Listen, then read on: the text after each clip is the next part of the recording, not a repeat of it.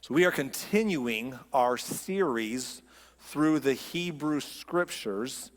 And, we've talked about that for many weeks now. I know that if you have not been with us every week or you're new, you might not know the whole backstory, but we have so much to cover today. I don't have much time for review. I will say we were starting our 7th book of the Hebrew Scriptures. There's 39 books of the Hebrew Scriptures. We're starting number 7 today. And here's what we've covered so far. We have Genesis, Exodus, Leviticus, Numbers, Deuteronomy, Joshua, and today we start Judges. Now, the first 5, Genesis, Exodus, Leviticus, Numbers, Deuteronomy, are all part of the, we call it the Pentateuch or the Law of Moses or, the Torah. And the backstory before Moses' generation was alive, and then his story, their story as Israel came out of slavery and through the wilderness years. And then Joshua was the story of them entering back into the land of Canaan, where their ancient ancestors once lived. They were promised as their dwelling place. They came back to Canaan, the promised land, and they had to settle down and fight their battles and all that good stuff there. And we saw Joshua the last couple of weeks. Today we're going to begin Judges, and this is going to be a few weeks here. So we're going to make another little mini series out of this, a little limited series that we are calling The Rescuers. The Rescuers, and that's what we're going to talk about here, because these judges are also called deliverers. Judges are deliverers or rescuers, and we'll see more about that in just a moment here. But let me give you a little catch up from where we were just at. A couple weeks ago, we saw that when Joshua finished helping the Israelites settle into the land of Canaan, he kind of hung up his cleats early. Joshua didn't stay in leadership until the day he died like Moses did before him. Joshua helped them come in and settle the land, get in their place, and then he steps back and hangs up the cleats so he can go home and kind of build his own home, settle his own family, his own kids and grandkids and heritage, and they're going to go back home and take care of their own family matters. So he's no longer leading them. They don't need a military leader. They still have enemies around them. They're surrounded still by other forces. There's people in their land that are still a potential threat. But they have settled strong enough to where they don't need to worry about being weak. All the land has been divided to the 12 tribes of Israel. Everyone's got their own tribes, got their own space, and every tribe has its own subdivisions of people and families within that tribe. And so they have the land divided. They're settled down. They're at peace, though there's trouble around them potentially. They're strong. And Joshua says, I'm going home. And what Joshua said at the very end of his leadership is he says, look, I'm not your boss anymore. I'm not your leader anymore. So you got to decide if you're going to trust the Lord and serve him or if you're going to go your own direction. That's your call. I can't own that for what you do. But he said, as for me and my family, we'll serve the Lord. We saw that a couple weeks ago, right? We pick up the story there in the book of Judges, chapter 2, and verse 6.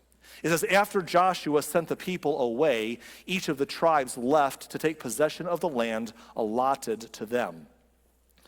Verse 7 says, and the Israelites served the Lord throughout the lifetime of Joshua and the leaders who outlived him, those who had seen all the great things the Lord had done for Israel. So though Joshua wasn't in charge the same way anymore, the people still served the Lord because he was around. He was there somewhere. And they respected his leadership. And it was not like, and this is important, it was not like the whole nation of Israel ever fully bought into the whole God thing, right? We saw that all the way through since they were freed out of slavery. No one had ever fully just bought into the whole trust God, serve God story all the way through. There's all sorts of crazy moments along the way.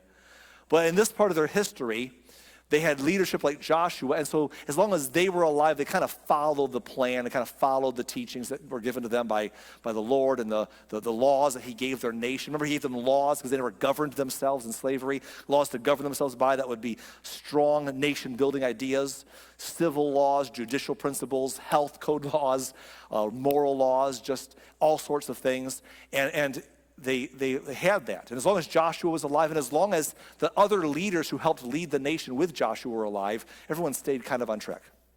But then it says in verse 10 that after that generation died, another generation grew up who did not acknowledge the Lord, nor remember the mighty things he had done for Israel. So eventually everyone passes on the scene, another generation grows up, and they make a change in direction. And this is not unusual. This is as normal and some level as humanity's been around. On some level, we all know this. Most of us have been around for multiple generations. We were young growing up, and we've watched 2 or 3 grow up since we've gotten older, right? It's just a natural thing for our generations to grow up and to want to find their own path and to think that we know more. We're a little bit enlightened. We're sharp. Some other ideas are old ideas, old thinking now, and we got some different. We're just sharper, and we've all been there. We all get old enough eventually to kind of appreciate the wisdom that came before, especially in Western cultures, perhaps. We get to a spot where we don't always respect it like some places do, but we get older, we start realizing, But for a season, and sometimes for our whole lives, we just think, we're the smart ones. And so this generation grows up, and they don't remember all the stories about growing out of the wilderness, all the stories of settling the land. That was their parents' stories. That was their grandparents' stories. The stories are legends. Did they happen? I guess. I don't know. I mean, they're great. The laws, we've heard them all. We know. But everyone kind of forgets, and time goes on. In fact, it says in verse 13 that they abandoned the Lord and served Baal and the images of Ashtoreth. So what happens is basically they got to a point where they said, there's just other forms of religion than just what we were handed. There's, they have all these other forms of religion and whatever, spirituality, whatever it may be. Like, for example, we have, Baal. Baal was a big form. I could get into a whole sermon about Baal and Ashtoreth. I won't because we don't have time. But this form of Baal worship was a major regional thing. He was a god of fertility, which meant a lot of things for crops and livestock and human life and all sorts of stuff. But there was a lot, and some of it was just fairly normal, but some of it was fairly freaky. The religious devouts did child sacrifice. You had bestiality practices and all sorts of things built into the code. We don't have time to get into it all. Ashtoreth was a goddess. She was called the Queen of Heaven, and they usually ended up linking her with any number of other male deities that they worshipped at the time, and for obvious male-female reasons. And she was around in worship too. But it was a very, very pagan culture, and in such a way that, and I don't know how to use the word better than this, the people who did these things because of the unhealth of the sexual behavior and the vile practices of sacrifice, the other things that they did, they were so weakened. That's one reason why we read the story that when Israel came into the promised land, it was easy just to settle in there. The nations had weakened themselves through bad directions so poorly. But the nation of Israel had such good foundations and laws to live by, but as they settled in and time went on, everyone starts thinking, you know what, we got better ideas now. And they began to explore all these other ideas and get involved in worshiping these other religions. And turning away, it says they abandoned the Lord. They just walked away from their faith and said, that's just not for us anymore.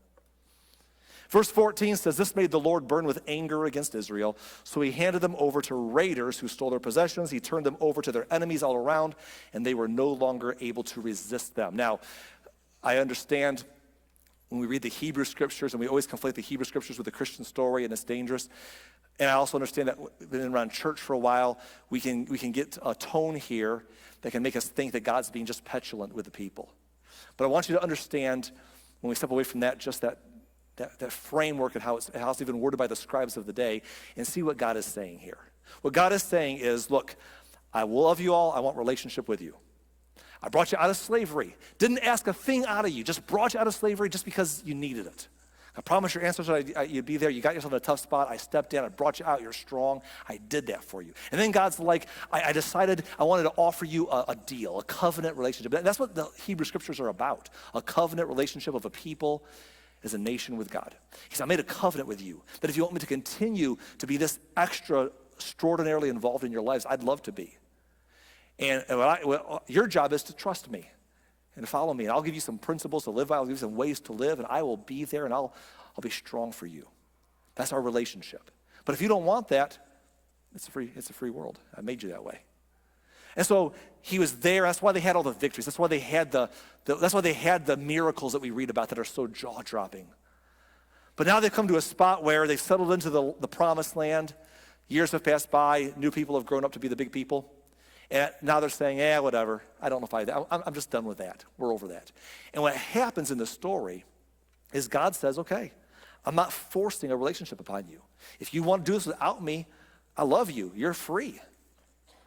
I'll let you walk away and do it your way. But the problem with walking from God and doing it their way without that relationship that they built in that covenant relationship is also meant they're doing it their own way in dealing with their enemies, dealing with the threats around them, dealing with how they weaken their nation through the practices and the decisions they made. And in time, they got conquered. In time, they got oppressed. In time, they went through challenges. Their enemies ruled over them. When I say that enemies ruled over them, here's what I mean.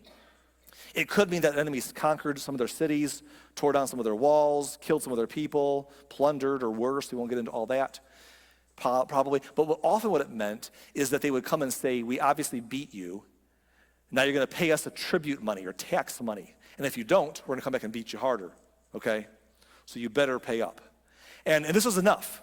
In fact, honestly, some of the greatest form of ruling over somebody is taxation, isn't it? I mean, to be able to say as an outside force, you'll pay this tribute to us out of your increase, out of your cattle and livestock and crops and stuff. You're going to pay this tribute, it's this tax to us as a foreign nation that's ruling over you. And if you don't pay it up, we're going to come back and we're going to take it from you, and it's going to be painful. And one of the greatest ways to show someone's in charge of you is you pay the money, right? We all understand that's who you pay your finances to, because it's a lot about where your loyalties lie. And so it's the whole thing. And so they get in these bad situations because they would wander far from God, and God would give them consequences, but still wait for them to call. And when they'd reach out to God, he'd be there once again. Now, a cycle happens, and I'm setting a lot of groundwork up. Today's a lot of introduction to the next few weeks about the rescuers. But I want to show you, if you can picture like a cycle here. And I'll have a chart with me, but you picture a cycle. Like I'm trying to go clockwise for your sake. I think I'm doing that right. Okay, anyhow, picture a cycle.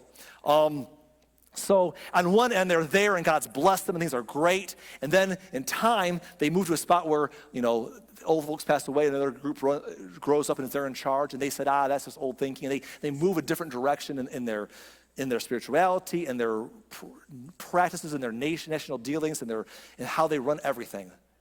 And it's not wise and it's away from God. And for a while, it's fine. And I want to say this is so important to understand about life in general. Most of our decisions have a lagging effect. When we make bad decisions, sometimes it does take a while for bad consequences to come from. Not always, sometimes bad consequences come fast. But sometimes there's a lagging effect. Same with good consequences. Sometimes do good things, there's a lagging effect to good decisions. So, Brett, I wanted to point you out here this hour. Yeah, what? Are you both doing the Spartan Challenge, or are you doing the Spartan Challenge? You're doing the Spartan Challenge. Okay, he sent me a copy of it and said, do the Spartan Challenge with us. And we've looked at it every day and thought about it. I did one day of the leg workout. But, when you start working out, or we talked about this earlier, Keith, this is a big deal too. When you work out, you don't jump in and work out, and in one day, look at me, I must break you now. I mean, it's not like it just all of a sudden works, right? And so, what's that? Because it doesn't work out that fast, we then get discouraged and think, well, I'm not doing that anymore. That's a lot of work for no results, right? It's a lagging effect of dieting and exercise. And sometimes our bad decisions, there's a lagging effect before consequences catch up. And that sometimes lulls us into security, thinking that good things don't pay off or bad things are no big deal. But sometimes it takes a while in life to reap the decisions we make. So these people, picture my cycle here. God would bless them. They'd be strong. They would turn away from God and turn away from wise living. In time, it would catch up to them. They'd end up in a mess of their own making. They would turn back to God and say, God, help us out. And God's like, okay. Hey, God, where are you? God's like, I'm right here. I've always been. I've always wanted to be involved. He would step back in. He'd help them out. He'd raise up a rescuer or a judge or a deliverer. And then they would be on top again. As long as that judge or rescuer is alive, they'd be fine. And then eventually that person would pass off. And the years would pass and another generation would grow up. And they would decide there's a better way of doing life. And they're a mess and a lagging effect. They'd end up in trouble again. They'd have another cry out to God, and God would have another deliverer. Do you get the idea without me going on and on? Okay. So anyhow, this is the cycle. If I want to read you the verses here of how this worked. Judges 2:18 tells us the story. Whenever God raised up a judge over Israel, he was with that judge, and he rescued the people from their enemies throughout the judge's lifetime. For the Lord took pity on his people who were burdened by oppression and suffering. But when the judge died, the people returned to their corrupt ways, behaving worse than those who lived before them. They went after other gods, serving and worshiping them, and they refused to give up their evil practices and stubborn ways. So that's the cycle. And if you see what I just read and what we just exclaimed, you understand the macro version of the whole book of Judges. Now you know what it's about. Have a great Sunday. You're dismissed. No, I'm just kidding. No. It'd be nice, wouldn't it? He stopped talking. That's great. Anyhow, but that's the cycle of the book of Judges. Now, I'm going to list for you all the different judges or deliverers, or they're called rescuers in the scriptures here. Judges, deliverers, or rescuers. I'm going to list them for you on the screen here. Are you ready? There was Othniel. He was a relative of Caleb, one of the spies. Remember Caleb? Othniel, then Ehud, Shamgar. I like that name for some reason. Oh, it's just a Shamgar. Sounds like something Gwyneth would write in one of her stories, the person named Shamgar or something like that. I don't know. Anyhow, Shamgar, Deborah, Barak, Gideon, Tola, Jair, Jephthah, Ibzan, Elon, Abdon, and Samson. These are the judges or the deliverers or the rescuers of the story. Now, here's the thing. Some of these rescuers, they have a whole lot of a cool story to tell. And we're going to take a couple of weeks. We're going to take a week on a couple of them. There's 2 names in that list, and I'll let you guess which ones they are, not out loud. 2 of them are going to get their own Sunday because their adventures are so awesome. I want to tell their whole story on their individual Sundays for 2 of them. But some of these people, we don't know much about them at all. They got like 1 sentence about them. Oh yeah, this person did something awesome. Okay. So some of them have a long story written, and some have short stories. We'll spend a couple of weeks on the exciting ones later, but for today, what I want to talk about is I want to talk about what the whole book of Judges is about, this crazy cycle, and show you 2 shorter stories that don't have enough material to have their own week, but kind of model to us what the book of Judges is all about. Our goal in this series is to help you understand the narrative flow of the Bible, educational, informational, but also to try to leave you with some inspiration. And that's a hard part for me today, because today's a lot of introduction. But we're going to try and squeeze some in here along the way. Let's get into the stories, though. First, judge was Othniel. He passes away. The nation goes away from God again, ends up in a mess again. The crazy cycle's happening. And then we pick up the story in Judges 3 and verse 12. Once again, the Israelites did evil in the Lord's sight, and the Lord gave King Eglon of Moab control over Israel because of their evil. Eglon enlisted the Ammonites and the Amalekites as allies, and he went out and defeated Israel, taking possession of Jericho by the city of palms. So in the synopsis right there, the Moabite king joins forces with other nations that are not always allies, but they join forces for a common good of defeating the Israelites. And these 3 nations together overtake and conquer part of Israel, and they rule over them. And King Moab, who hires the help, is in charge now. It says in verse 14, the Israelites served Eglon of Moab for 18 years. And again, when I say served him, what I mean is they did what everyone does as the ultimate form of servitude. They paid taxes to him. They sent him their tribute money and said, obviously we know that if we don't, you're going to come get us, so here's your tribute, And he was their ruler. And they would bring their treasuries, their collected money from their increase to him on a regular basis with other people to appease him so that he would let them live. He's like, pay me to protect you, and if you don't pay me, I won't protect you. Protect you? Protect us from who? From me, Oh, okay, I understand. So this is the arrangement they had with Eglon, king of Moab. Verse 15 says, but when the people of Israel cried out to the Lord for help, the Lord again raised up a rescuer to save them. So again, this is the cycle we're talking about in the book of Judges, right? You see the cycle? His name was Ehud, son of Gera, a left-handed man of the tribe of Benjamin. How many left-handers in the room? Raise your hand if you're left-handed. Left-handers, okay? 1, 2, 3. We had like 4. We had like 5 or 6 in the last service. How many of you left-handers raised your left hand when I asked you that? I didn't. I raised my right hand. You raised your left hand. You raised your right. Okay, you raised your right, left. Okay, good. So anyhow, we're a minority, but we're cool. They say you think of the opposite side of your brain that your predominant hand uses, which means that left-handed people are the only ones in our right minds, right? So I don't know if that's true or not, but anyhow, this guy's left-handed, so I like him already. Anyhow, he is sent to bring the tribute money. It says the Israelites sent him to deliver the tribute money to King Eglon of Moab. Now, not just him. He's going to bring other people because there's too much money for one guy to carry. So him and a group of people are going to bring the money. And God's going to raise him up as a rescuer. Ready for it? It says, so Ehud made a double-edged dagger that was about a foot long. So picture a foot-long dagger, double-edged, very sharp. And he straps it to his right thigh, keeping it hidden under his clothing. So unlike most people who carried a sword on the outside where everyone can see it, they have open carry. He had concealed carry, okay? he has his dagger strapped to the inside of his right thigh where no one can see it. So it's clothing covering it so that way no one knows he doesn't look like he's armed, because you'd have a big sword if you were armed, and he has a little dagger hidden in his inside his right thigh. And he brings this tribute money, okay? It says he brought the tribute money to Eglon, who was very fat.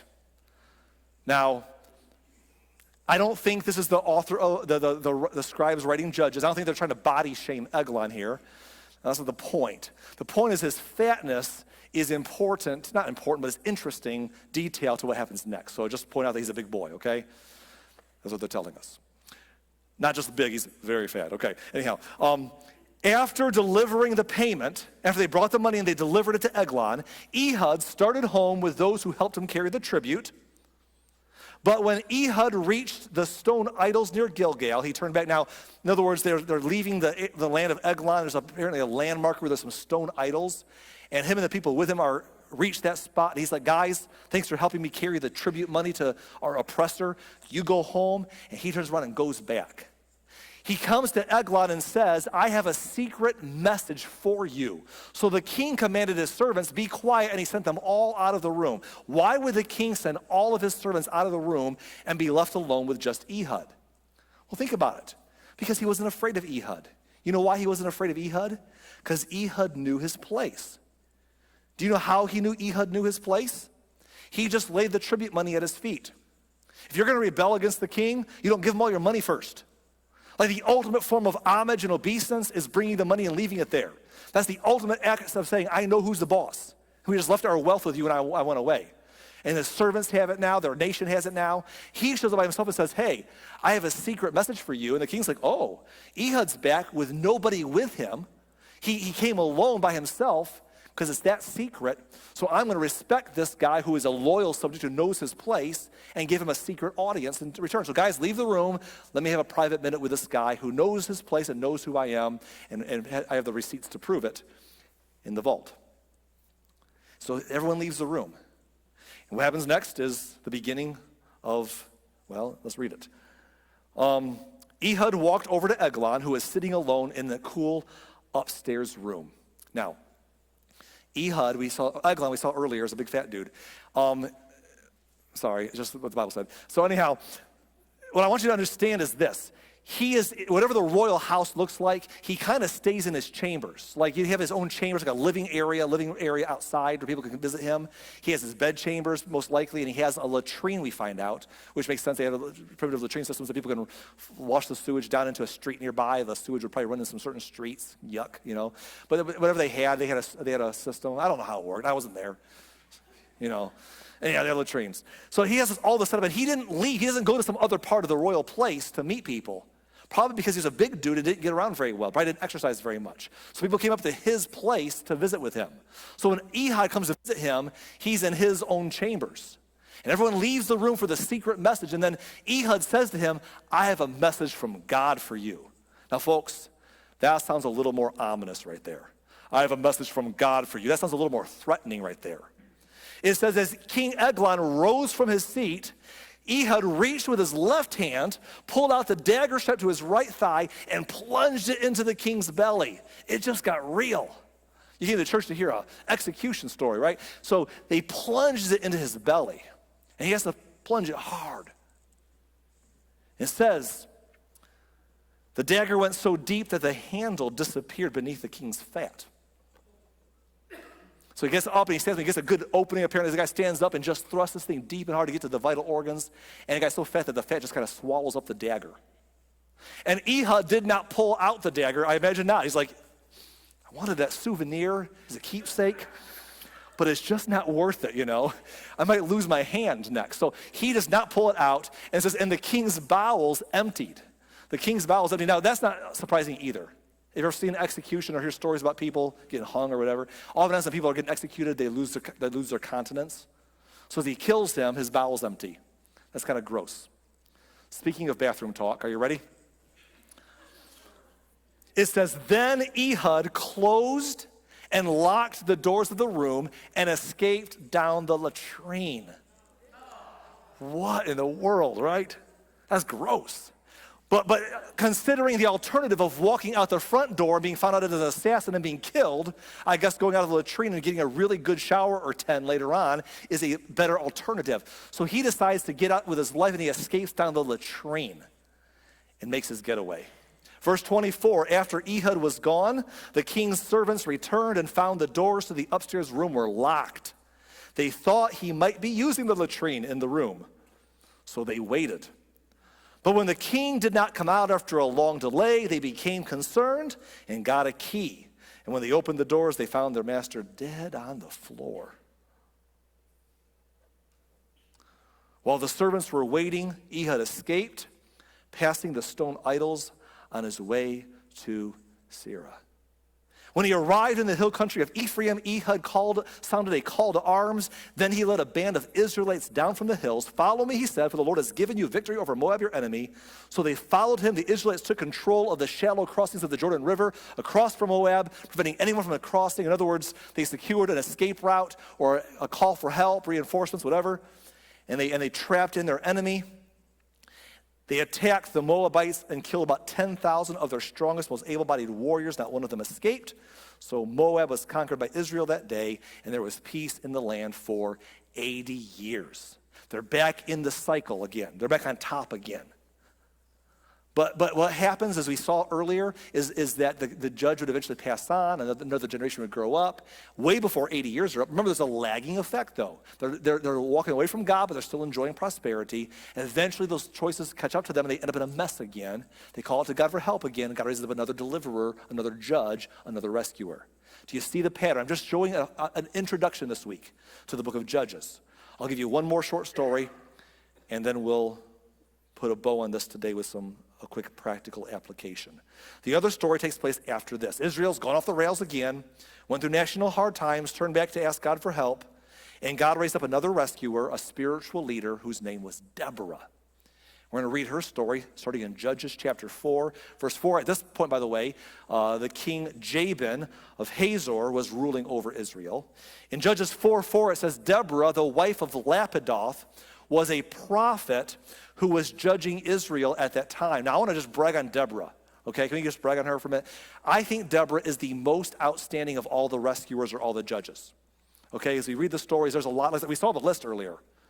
She's the best of them. She's the only woman, and she's the best of the judges or the rescuers. Because every single one of the men in the story have some serious flaws. And this is not my opinion. This is ancient literature, okay? In these ancient stories, every single one of the men who judged it or rescued Israel, they had some moral flaws. They had some really weird family dynamics like Jephthah and other things going on. They were all kind of goofed up on some way. And there's a few people, we don't know their story, so they may have pretty cool stories. But of the stories we know, Deborah is like, this woman is the best of the rescuers in the whole book of Judges. She's amazing. She's a prophet, it says, and she judged Israel. In fact, it goes on to explain in verse 5 that she would sit under the palm of Deborah between Ramah and Bethel in the hill country of Ephraim, and the Israelites would go to her for judgment. I didn't say this earlier, but I want to say it now. Not every rescuer of Israel in this time period, called the time period of the judges, not every rescuer was a military leader. Sometimes they were civil or other kinds of leaders. Deborah was a prophet and a civil leader. She would sit under a spot called the palm of Deborah. The nation would come to her because she had a relationship with God, and they would come to her and ask her questions. Hey, Deborah, what does God think about this? Hey, Deborah, we're having relationship issues. Hey, Deborah, can you settle a civil matter? She would be judicial, civil involved, spiritual advice, point people to God. She was just a whole spiritual leader for the nation at a time they were far away from their faith. One day, she sent for Barak, son of Abinoam, who lived in Kedesh in the land of Naphtali. She told Barak, Deborah said to Barak, this is what the Lord, the God of Israel, commands you. Call out 10,000 warriors from the tribe of Naphtali and Zebulun and Mount Tabor. And I will call out Sisera, commander of Jabin's army, the enemy, along with his chariots and warriors to the Kishon River, and there I'll give you victory over them. So she says, Barak, you know who I am, you respect me. God is telling me to tell you to get the armies together from these two tribes, 10,000 people, and go get us set free from King Jabin. Go fight Sisera, his general. And Barak's answer to her is peculiar. It just is. He says to her in verse 8, Barak told her, I will go, but only if you go with me. She just literally told him to go do this. He says, I'll go. I'll only go if you go with me. Why would he say that? And there's a lot of speculation on why he took this path. Two most common, sensible answers as to why. The one reason is because he was afraid. He's like, God said to do what? Look, you know, we respect you, but I don't know. If you go with me, I basically need you to hold my hand. If you go with me, I'll go, but I'm not going to go without your help. That's one possibility. The other reason he may have said this, I'll only go if you go with me, was for clout. And the best way I can explain that to you Bible nerds who've been around a while and know the future story we're going to get to of King Saul later on. Remember when Saul was kind of off the rails himself and the prophet Samuel was respected, everyone revered Samuel. And Saul at one time was showing with the people's respect, and he said, Samuel, you stay here, don't you go. You honor me in front of the people. If they see you with me and supporting me, then it will give me clout because they respect you. Remember that story? We'll get to that someday. It could be that Barak was like, Deborah, you're Deborah. I'm supposed to lead these people. If they see you with me and I'm in charge and I'm calling the shots and you're going along with my leadership, then that will give me clout. So you come with me and give me clout. Or I'm afraid. I don't know if it was fear or clout he was looking for, but he said to her, basically, I don't care, I'm not going unless you go with me. Very well, she replied, I will go with you, but you will receive no honor from this venture, for the Lord's victory over Sisera will be at the hands of a woman. That's what it's going to be now. So Deborah went with Barak to Kedesh. At Kedesh, Barak called together the tribes of Zebulun and Naphtali, and 10,000 warriors went with him, and Deborah also went with him. When Sisera, the enemy, was told that Barak, the son of Abinoam, had gone up to Mount Tabor, he called for all 900 of his iron chariots and all of his warriors, and marched from Harosheth-Haggoyim to the Kishon River. Now, here's what I want you to see from there. 900 iron chariots would be like a tank battalion today. You know what I'm saying? Like this is a strong, like there's 10,000 warriors with Israel. There's 900 iron chariots and warriors too many to number here. So they way have the bigger army. Sisera has the upper hand. This is not good. Then Deborah said to Barak, get ready. This is the day the Lord will give you victory over Sisera, for the Lord is marching ahead of you. So Barak, picture the scene. Picture Lord of the Rings battle scene here. So Barak led his 10,000 warriors down the slopes of Mount Tabor into battle. And when Barak attacked, the Lord threw Sisera and all of his chariots into a panic. In other words, and some of us, if you've ever studied military stories, you know how this goes. Sometimes in warfare, half the trick is your confidence. It's the mental game. You know, if you have a lack of leadership, or there's confusion, or there's fear sets in, or panic, people will turn on each other and start killing each other in the chaos. It's a whole thing. And God just sends chaos here, and everyone panics, and Israel just comes down and just wipes them out. Here's the crazy part. Sisera leaped down from his chariot and escaped on foot. Can I just point out in the story today that the men are kind of not very impressive in the story today? Like on one end you got Barak, I'll only go if you go with me. Like what? Okay. I want the clout that comes from you, Deborah. I want the clout of your leadership showing me that I'm in charge, or I'm afraid, or whatever. And now you have Sisera. Here's Sisera's story. Folks, we have the bigger army. I'm with you guys in the bigger army. I'm your great fearless leader. Oh no, we're getting beat. See ya. And he runs away on foot, leaves them there. Like what in the world? So what does Barak do? Barak's like, Barak chases the chariots. Barak lets him run. He chases the chariots and the enemy army all the way to Harosheth-Haggoyim, killing all of Sisera's warriors, not a single one was left alive. But Sisera gets away. Where does he go? Verse 17 says, meanwhile, Sisera ran to the tent of Jael, the wife of Heber the Kenite. Why? Because Heber's family was on friendly terms with King Jabin of Hazor. In other words, Sisera says, I'm going toward this friendly people. And Heber's family is on friendly terms with our kingdom. So I'm going to go there and find refuge because I know they're going to be looking for me now. And I don't want to die. So he goes to Heber's tent, and he comes to the tent of Jael, his wife. Verse 18 says, Jael went out to meet Sisera, and she said to him, come into my tent, sir. Come in, don't be afraid. So he went into her tent, and she covered him with a blanket. Please give me some water, he said. I'm thirsty. So she did better than that. So she gave him some milk from a leather bag. Apparently that tastes better in a leather bag. And she covered him again. Stand at the door of the tent, he told her. If anyone comes and asks you if anyone is here, say no. So in other words, he's like, she's going to hide him like we saw Rahab hide the spies last week. She lays him down, covers him with a blanket, and he's like, here, give me something to drink, here's some milk. And then keep an eye open for people looking for me. So she goes outside of the tent and leaves him alone in there. And he's laying under the covers. And probably for a while, he's wide awake, his adrenaline's running. Every time he hears a noise, he's like, is that someone looking for me?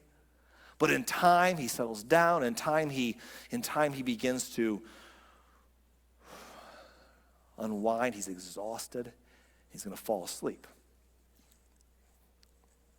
But when Sisera fell asleep from exhaustion, guys, here it goes. Ready? When he fell asleep from exhaustion, Jael quietly crept up to him with a hammer and a tent peg in her hand, and she drove the tent peg through his temple and into the ground, and so he died. What in the world? Okay, I'm impressed. You ever see those people who split wood?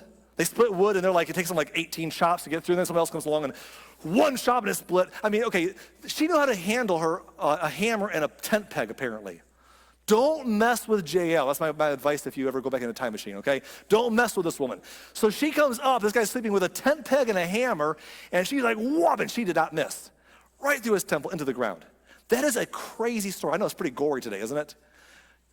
These are the times they were living in. This is the history of the world in this time period. He dead. When Barak came looking for Sisera, Jael went out to meet him. She says, come, I'll show you the man you're looking for. So he followed her into the tent and found Sisera lying there dead with a tent peg through his temple. Just another Tuesday, you know. It's a crazy story. Chapter 5, we'll read 2 verses only. Chapter 5 begins on that day. Deborah and Barak, son of Abinoam, sang this song. So this is called the Song of Deborah.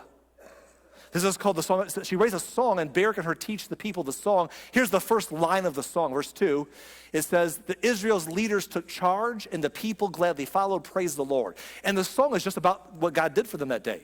The military exploits, the victories. There's even a part of the song about Sisera laying dead at Jael's feet. I mean, it's a whole thing.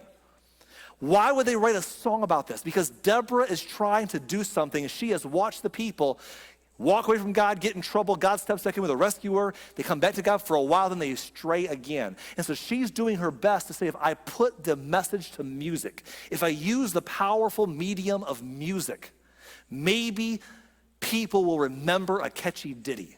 Maybe they'll remember the tune, and they'll stick with the Lord longer because of the message in song form. So she writes a song to keep them on track. Does it work? Maybe for a while longer. I don't know, but eventually they go off track again. But Deborah's a remarkable leader.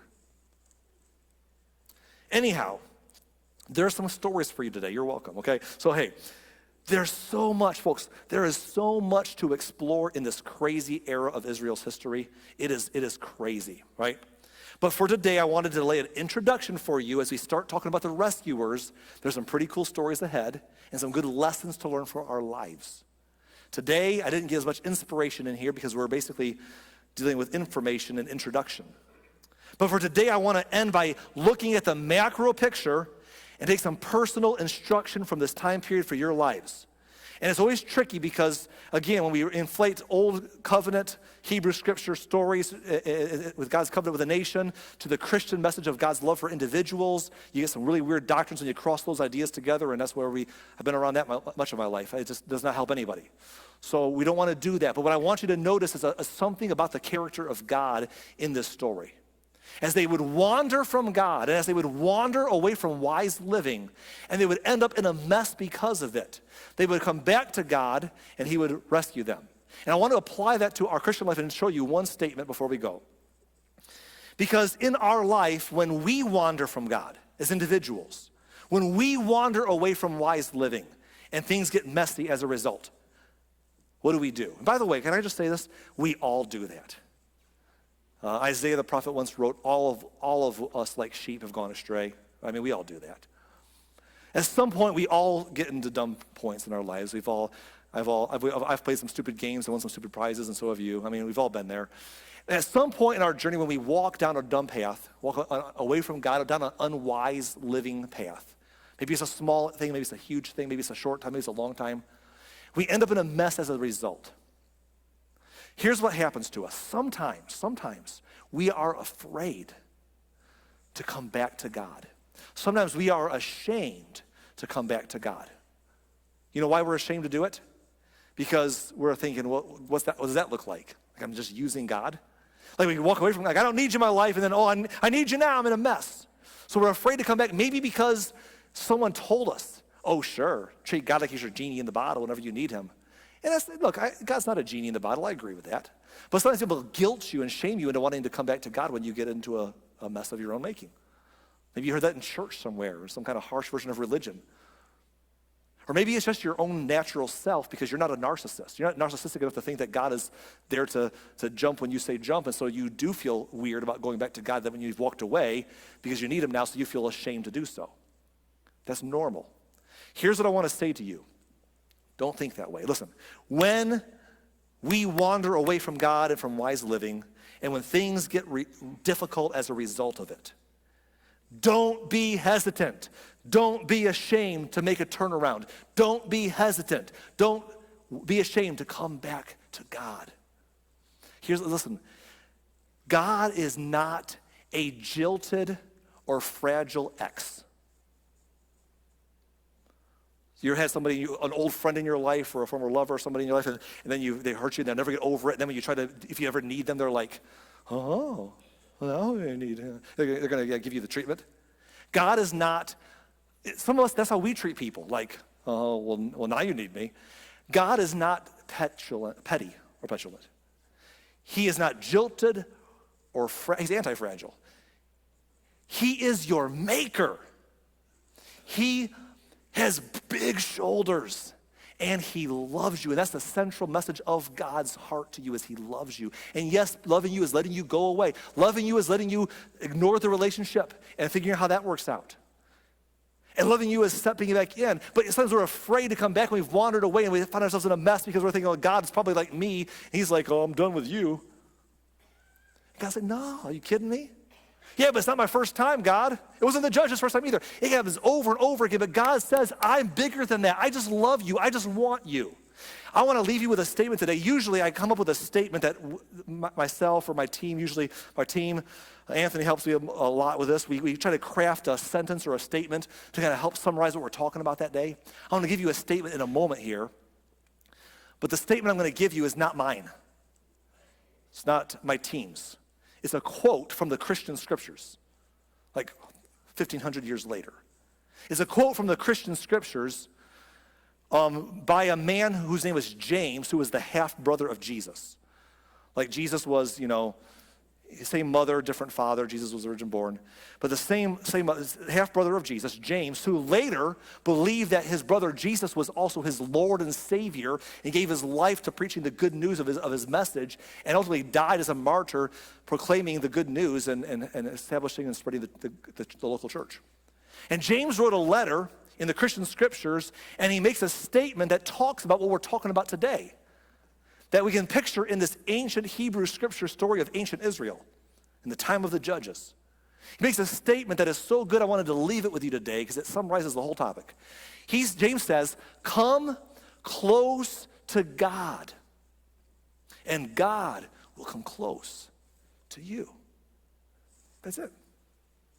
Come close to God, and God will come close to you.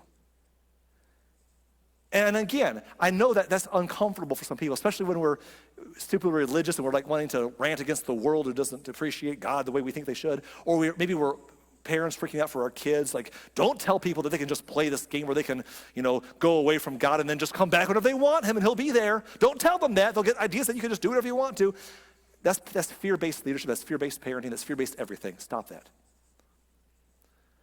No one is saying that walking away from God and wise living is a good choice, because the mess we find ourselves in is never worth it. The messes are never worth it. We're not saying that, like, oh, I'm glad I found myself in this mess. It's not how it works. What we're saying is that inevitably when we find ourselves away from the Lord in our own making in life, And we feel, on top of whatever we're going through, a hesitancy to come back as if God might just be tired of us, has put us on the shelf, is just done with us, is over it. It's over the relationship, so we're afraid to come back. That's the lie that someone's telling you, that God never feels that way. He is right there saying, I love you, I want us in relationship, I just haven't forced it on you, but you come close to God, he will come close to you. And for some of us, we're like, Arlen, that's nice, but I've wandered a long ways from God in my life. Long ways, long time. It's a long trip back. And my answer is no, it's not. You may walk away from God in your life, but God doesn't walk away from you. And the minute you walk away and say, God, where are you? God's like, I'm right where you left. I'm right where I've always been. Well, God, I want to come close to you. And God never walked away when you did, but when you want to come close to him, guess what God does? When you come close to God, he comes close to you. He doesn't wait. He comes and meets you. He comes running. And it's a short trip back. You know why it's a short trip back? Because God's coming close. And he takes bigger steps than we do. It's a very short trip back. And I want you to believe today, wherever you find yourself in life, maybe you need this right now. Or maybe you'll need this one day down the road. Never let where life takes you, where you end up in life of your own doing sometimes, or whatever happens. Never get to the spot where you think, this is my fault, or I've kind of checked out on God, or I've gone my own direction, and I can't go to him now. No. Don't listen to that. You come close to God. He will come close to you. You are loved, and God is not fragile. God is not jilted. God is not sitting back being petty. He loves you, and he takes bigger steps than we do. Let's pray.